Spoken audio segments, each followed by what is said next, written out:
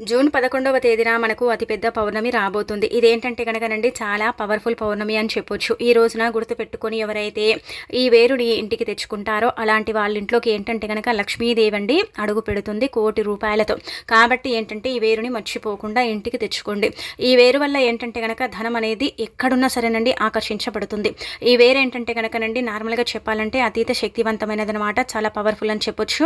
ఇలా మనకేంటంటే గనక ముఖ్యంగా చెప్పుకోవాలంటే పౌర్ణమి తిథి మంచి తిథి, లక్ష్మీదేవికి అంకితం చేయబడేది. కాబట్టి ఈ రోజున ఈ వేరుని ఇంటికి తెచ్చుకుంటే మహా అదృష్టమని మనకు పురాణాలలో కూడా ఉందన్నమాట. అసలు ఏ వేరుని తెచ్చుకోవాలి, ఎలాంటి నియమాలను ఆచరించాలి, పౌర్ణమి రోజు ఏం చేయాలో తెలుసుకునే ముందు ఒక చిన్న రిక్వెస్ట్ అండి. వీడియోని పూర్తిగా చూడండి, నచ్చితే లైక్ చేయండి, కొత్తగా చూస్తున్నట్టయితే సబ్స్క్రైబ్ చేసుకోండి. నార్మల్గా పౌర్ణమి ప్రతి నెలలో వస్తూనే ఉంటుంది, కానీ దేని శక్తి దానికి ఉంటుంది. పౌర్ణమి వల్ల మంచి జరుగుతుంది, చెడు జరగదు. పౌర్ణమి ఏంటంటే గనక లక్ష్మీదేవికి అంకితం చేయబడుతుంది. పౌర్ణమి రోజున ప్రత్యేకించి లక్ష్మీదేవిని పూజిస్తే ఆ తల్లి యొక్క అనుగ్రహం కలిగి సకల సంపదలు మనకు చేకూరుతాయని శాస్త్రాల్లో చెప్పడం జరుగుతుందన్నమాట. అందుకే సూర్యోదయానికి ముందే నిద్ర లేవాలి. ఆ తర్వాత మనం ఏంటంటే ఇంటిని వాకిలిని శుభ్రం చేసుకోవాలి. గుమ్మానికి పసుపు రాయకపోయినా పర్వాలేదు, కానీ వాకిట్లో ముగ్గు పెడితే చాలా మంచిదన్నమాట. ఆ అనంతరం వచ్చేసి ఏంటంటే గనక ఇంట్లో పసుపు నీళ్లు చల్లుకొని ఆ తర్వాత మనం తలస్నానం అనేది చేయాలి. స్నానం చేసే నీటిలో పసుపు వేపాకుని వేసుకొని స్నానం చేస్తే చాలా మంచిది. పౌర్ణమి రోజు అంటే ప్రతి పౌర్ణమికి ఇలాగే చేయాలండి అంటే గనక వేపాకులను పౌర్ణమి రోజు నీటిలో వేసుకొని స్నానం చేస్తే దైవానుగ్రహం అనేది తొందరగా కలగటానికి అవకాశం ఉంటుంది. దుష్టశక్తులన్నీ కూడా తొలగిపోయి దైవానుగ్రహం అనేది మనకు కలుగుతుందని చెప్పొచ్చు. దరిద్రాలన్నీ కూడా పటాపంచలైపోతాయి.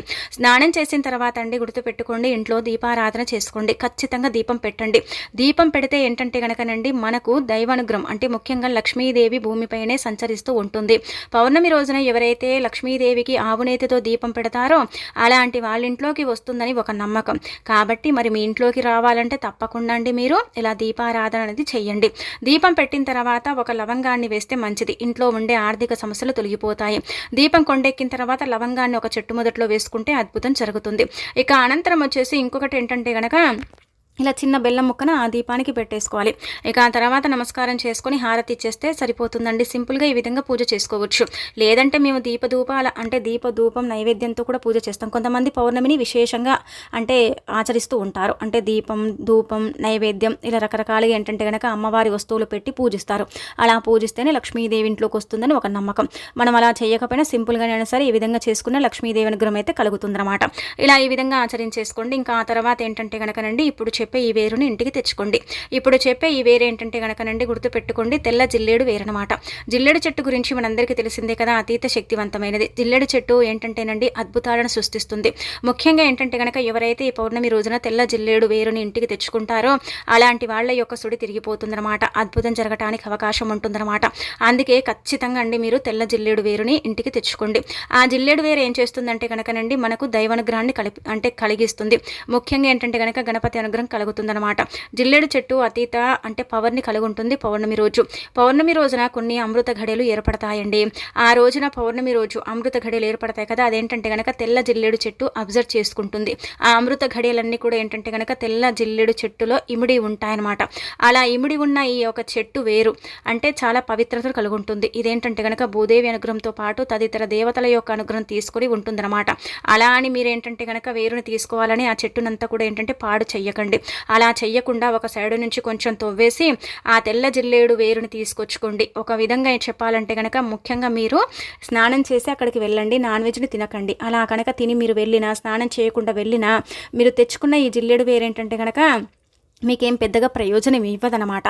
అందుకే మీరు స్నానం చేసిన తర్వాత అండి ఒక చెంబడు నీటిని తీసుకోండి, లేదంటే ఒక బాటిల్ నీళ్ళైనా సరే తీసుకెళ్ళండి. అక్కడికి వెళ్ళిన తర్వాత ఏంటంటే కనుక తెల్ల జిల్లేడు చెట్టు నార్మల్గా మన పల్లెల్లో ఎక్కడైనా కనిపిస్తూనే ఉంటుంది కదా, అంటే జిల్లేడు చెట్టు ఉండే దగ్గరికి వెళ్ళండి. తెల్ల జిల్లేడు నార్మల్గా ఏంటంటే కనుక ఇలా జిల్లేడులో 2 రకాలు ఉంటూ ఉంటాయి. తెల్ల జిల్లేడు కూడా ఉంటూ ఉంటుంది కదా. తెల్ల జిల్లేడు చెట్టు దగ్గరికి వెళ్ళి మీరు తీసుకెళ్ళిన నీటిని సమర్పించి నమస్కారం చేసుకోండి. ఎందుకంటే పచ్చని వృక్షం కదండి, దేని మీద చేతి వేసేటప్పుడైనా సరే సంకల్పం చెప్పుకుంటేనే అది మనకు పర్ఫెక్ట్గా పనిచేస్తుంది. ఒకవేళ చెప్పకుంటే దానివల్ల మనకు ప్రయోజనం అనేది కలగదనమాట. అందుకే ఇలా సంకల్పం చెప్పేసుకున్న తర్వాత ఏంటంటే కనుక మీరు ఈ తెల్ల జిల్లేడు నీటిని సమర్పించారు కదా, అది కొంచెం నాని ఉంటుంది అక్కడ భూమి అనేది. అలా నాని ఉన్న భూమి దగ్గర ఏంటంటే కనుక కొంచెం గోతిని తవ్వండి. తవ్విన తర్వాత ఒక 2 వేలు తీసుకోండి. సన్నవైన పర్వాలేదు, కొంచెం లావైన పర్వాలేదు. అలా అని చెట్టుని మాత్రం పీకకండి. పీకితే మాత్రం ఏంటంటే కనుక భూదేవి అంటే శపిస్తుంది. పచ్చని వృక్షం కాబట్టి ఏంటంటే కనుక శాపం ఖచ్చితంగా తాకుతుందండి. పాపంగా మారేసి మనని ఇబ్బంది పెడుతుందన్నమాట. వృక్షాన్ని ఎప్పుడు కూడా పాడు చేయ చేయొచ్చు.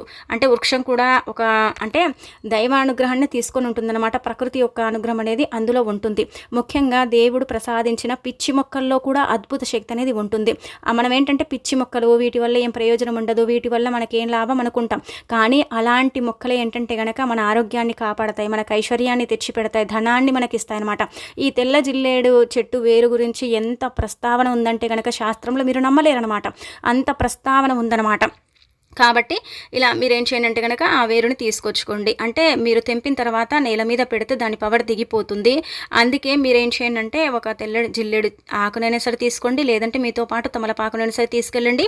అక్కడ నార్మల్గా రావి చెట్లు అవి ఉంటే ఆకైనా సరే తీసుకొని ఆకు మీద పెట్టండి. ఈ వేరుని కింద పెడితే దాని పవర్ దిగిపోతుంది. కొంచెం మట్టిని దులపండి. దులిపిన తర్వాత ఆ వేరు ఏంటంటేనండి శుభ్రం చేసుకోండి. ఒకవేళ అక్కడే నీళ్ళు ఉంటే, లేవండి అంటే కనుక ఆకు మీద పెట్టేసి డైరెక్ట్గా ఇంటికి తెచ్చుకొని కొంచెం క్లీన్ చేసుకోండి. పసుపు నీళ్ళు చల్లండి. పసుపు నీళ్ళు చల్లితే అవి ఇంకా పవిత్రంగా మారుతాయి. అలా మారిన ఈ యొక్క అంటే జిల్లెడు చెట్టు వేరుంటుంది కదా, దీన్ని ఏంటంటే కనుక మనము పసుపు, కుంకుమ, అక్షంతలు, కొంచెం కర్పూరం పొడితో పూజించుకోవాలి. అది ఇంకా పవిత్రతను కలుగుంటుంది. చాలా చాలా పవర్ఫుల్ కలిగిన మొక్క అనమాట. అంటే మొక్క కాదు, వేరు చాలా పవర్ని కలుగుంటుందండి. ఎంత పవర్ని కలుగుంటుందంటే కనుక మన అదృష్టాన్ని మారుస్తుంది. ఎందుకండి ఈ వేరుతో మాకు ఏం ఉపయోగం అంటే కనుక ధనం వస్తుందండి. చెప్పాలంటే మనం ఏంటంటే బీరువాలో డబ్బు పెడతామా, ఈ రోజు పెడితే రేపు తీసేస్తాం, డబ్బు అనేది ఉండదు. అలానే కాకుండా వ్యాపారం చేసుకుంటాం. వ్యాపార సంస్థలు ఉన్నాయి, మాకు బట్టల షాపులు ఉన్నాయి, మాకు కిరాణం షాపులు ఉన్నాయి. ఇలా ఏదో ఒక షాప్ ఉంది, ఏదో ఒక బిజినెస్ చేస్తారో అక్కడ ఏంటంటే గనక ఉన్నట్టుండి సడన్గా వ్యాపారం తగ్గిపోతుంది. ఎందుకో మాకు తెలియదండి. నరకన్ను ఉందా లేదా, మాకు దిష్టి తాకిందా, మాకు ఏమవుతుందో అర్థం కావటం లేదు. వ్యాపారం డౌన్ అయిపోతుంది, వ్యాపారం సాగటం లేదు. ఎలాగైనా సరే తిరిగి మళ్ళీ వ్యాపారాన్ని మేము అంటే బాగు చేసుకోవాలనుకుంటారు కదా, అలాంటి వాళ్ళు గుర్తుపెట్టుకోండి. ఈ వేరు ఉంది కదా, ఈ వేరు మీద మీరు అంటే కుంకుమ, పసుపు, అక్షంతలు, కర్పూరం పొడితో మీరు పూజించుకున్నారు. ఎంత పవిత్రతను కలిగి ఉంటుంది గుర్తుపెట్టుకోండి. అలాంటి వేరుని వస్త్రంలో పెట్టి కూడా తీసుకెళ్ళి గల్లాపెట్టెలో పెట్టుకొని మీరేంటంటే కనుక చక్కగా కాపాడుకుంటూ మీరు అంటే మీ వ్యాపారాన్ని అభివృద్ధి చేసుకోవచ్చు. అలా ఒకవేళ కుదరకపోతే క్లాత్లో మూట కట్టేసి కూడా ఒక చోట పెట్టాలి, కానీ ఎవరికి చెప్పకూడదు. సీక్రెట్ పరిహారం సీక్రెట్గానే చేసుకోండి. ఇక ఆ తర్వాత ఇంట్లో బీరువాలో పెడితే కూడా యాజ్ ఇట్ ఈజ్గా ఇలానే మనకు జిప్లక్ కవర్స్, పాలిథిన్ కవర్స్ అనేవి దొరుకుతూ ఉంటాయి. బయట తెచ్చుకున్నామా, ఆ కవర్లో పెట్టుకున్నామా, పూజించుకున్న కుంకుమ, పసుపు, అక్షంతలతో సహా. ఇంకా ఆ తర్వాత ఏంటంటే కనుక బీరువా లాకర్లో పెట్టామా, లేదంటే కనుక మనకు పర్సనల్గా లాకర్స్ ఉంటే అందులో పెట్టుకున్నామా, వదిలేసుకున్నామా, వారానికి ఒకసారి తీసామా, ధూపం వేసామా. పచ్చి వేరు కాబట్టి ఇది 3 నెలల వరకు పనిచేస్తుంది. 3 నెలల తర్వాత చేయదు. చెప్పాలంటే మళ్ళీ మంచి పౌర్ణమి చూసుకొని పాత వేరుని తీసుకెళ్ళి అదే జిల్లెడు చెట్టు దగ్గర వేసేసి మళ్ళీ కొత్త వేరుని స్వీకరించి తెచ్చుకొని మళ్ళీ యాజ్ ఇట్ ఈజ్గా ఇలాగే పూజ చేసుకోండి. ఈ విధంగా ఏంటంటే కనుక మంచి జరగటానికి అవకాశం ఉంటుందండి. మీరు అనుకోవచ్చు దీనివల్ల ఏం ప్రయోజనం ఉండదని, కానీ 99% దీనివల్ల ప్రయోజనం ఉంటుంది. తప్పనిసరిగా మార్పుని చూస్తారు, మీరే ఆశ్చర్యపోతారు. ఇలాంటి తిదివార నక్షత్రం వచ్చినప్పుడే దానికి తగ్గట్టుగా పరిహారం చేసేసుకొని ఫలితం పొందాలి. దానికి తగ్గట్టుగా ఎవరైతే పరిహారం చేసుకుంటారో అలాంటి వాళ్ళకైతే నిజం చెప్పాలంటే కనుక అద్భుతం జరుగుతుంది. ఎంత పరిపూర్ణ నమ్మకంతో చేస్తారో అంత మంచి ఫలితం మీరు పొందుతారు. ఎంత అంటే మీరు నమ్మకం లేకుండా చేసుకుంటారో అంత తక్కువగా మీకు ఫలితం వస్తుందండి. ఇదేంటంటే మనం సొంతంగా చెప్పేది కాదు, ఇది పురాణ గ్రంథంలో చెప్పబడ్డ పరిహారం. మన పూర్వీకులు చేసేవారు. పౌర్ణమి రోజున ఇలాంటి పరిహారం చేసుకుంటారు. వేర్లను ముఖ్యంగా ఇంటికి తెచ్చుకుంటే మహా అదృష్టం. మనకు పట్టే అదృష్టాన్ని ఆపటం ఇక ఎవ్వరి తరం కాదని చెప్పుకోదగ్గ విషయం. కాబట్టి ఈ పౌర్ణమి తిథి రోజున మీరు మర్చిపోకుండా ఇలా ఈ వేరుని తెచ్చుకోండి. కానీ జిల్లెడు పాళ్ళు కంట్లో పడితే కళ్ళు పోతాయని చెప్తూ ఉంటారు. కాబట్టి తగు జాగ్రత్తలు తీసుకొని మీరేంటంటే కనుక వేరుని స్వీకరించండి. వేరు కోసం చెట్టుని మొత్తం పీకి పాడేయకండి. వేరు కోసం చెట్టుని నరకకండి. మహాపాపం. దానికంటే పాపం ఇంకా ఏది ఉండదని చెప్పొచ్చు. అందుకే మీరు వేరే కావాలి కాబట్టి వేరు కోసం మీరేంటంటే కనుక నీళ్లు పోస్తే భూమి పచ్చిగా అయిపోతుంది. ఒక సైడ్ నుంచి వేరు తీసేసుకోండి, సరిపోతుందండి. ఖచ్చితంగా చేసుకోండి. మార్పుని మీరే చూస్తారు, తర్వాత మీరే ఆశ్చర్యపోతారు. మీరే అంటారు బాగా చెప్పారండి, నిజంగా మాకు చాలా బాగా ఉపయోగపడిందండి, అంటే వ్యాపారం సాగుతుండండి, వ్యాపారంలో ఇబ్బందులు అయితే మాకు లేవండి అనుకుంటారు. ఎందుకంటే మార్పు ఉంటుందండి, ఉండదని మనం చెప్పట్లేదు, ఉంటుందన్నమాట. ఇలా ఇదేంటంటే మొదటి పరిహారం. ఇంకా రెండోది వచ్చేసి ఏంటంటే కనుక ఇప్పుడు చెప్పి ఇంకొక పరిహారం చేసుకోండి. ఈ రోజున ఏంటంటే మీరు ముఖ్యంగా మనకేంటంటేనండి మర్రి చెట్టు ఉంటుంది కదా, మర్రి చెట్టు దగ్గర ఇది పడేయండి. మీ సర్వ దరిద్రాలు పోతాయి, అదృష్టం బాగా కలిసి వస్తుంది. మర్రి చెట్టు చెప్పాలంటే దేవతా వృక్షం. కానీ మర్రి చెట్టు దగ్గరికి మనం 12 నుండి 1 మధ్య ప్రాంతం ఉంటుంది కదా, అప్పుడు వెళ్ళకూడదు. అక్కడ ఏంటంటే కనుక ఎంత మంచి ఉంటుందో అంత చెడు కూడా ఉంటుంది. పౌర్ణమి కాబట్టి 12 నుండి 1 గంటల మధ్య ప్రాంతం అంటే 1 గంట సేపు ఆ చెట్టు దగ్గరికి వెళ్ళకూడదు. ఆ చెట్టు దగ్గర పరిహారాలు చేయకూడదు. అక్కడ నించోవడం కూడా తప్పే అండి. అంటే దుష్ట శక్తులు అనేవి అక్కడ ప్రవేశిస్తూ ఉంటాయి, చెడు అనేది ఉంటూ ఉంటుంది. మర్రి ఊడల్లో సాక్షాత్తు ఆ మహాశివుడు అంటే నివసిస్తూ ఉంటాడని మనం భావిస్తూ ఉంటాము. శాస్త్రాల్లో కూడా ఈ విధంగా చెప్పబడుతుంది. కాబట్టి మనం ఏంటంటే కనుకనండి మర్రి చెట్టు దగ్గర ఈ విధంగా ఇది పడేయటం వల్ల అయితే దురదృష్టం అనేది తొలగిపోతుంది, దరిద్రం అనేది తొలగిపోతుంది, అదృష్టం అనేది పడుతుంది, ఐశ్వర్యవంతులుగా మారటానికి అవకాశం ఉంటుంది. మర్రి చెట్టు చాలా చాలా అంటే పవిత్రంగా కలిగి ఉంటుంది. కాబట్టి పౌర్ణమి తిథి రోజున 12 నుంచి 1 వరకు వదిలేసి మిగతా సమయం అంతా కూడా మర్రి చెట్టు దగ్గర ఈ పరిహారం చేసేసుకోండి. ఇక చూడండి మీకు అర్థమైపోతుంది అనమాట. నార్మల్గా ఏంటంటే కనుక మన చేతుల ద్వారా అండి ఏది చేసుకున్నా కానీ మనకైతే కలిసి రాదండి.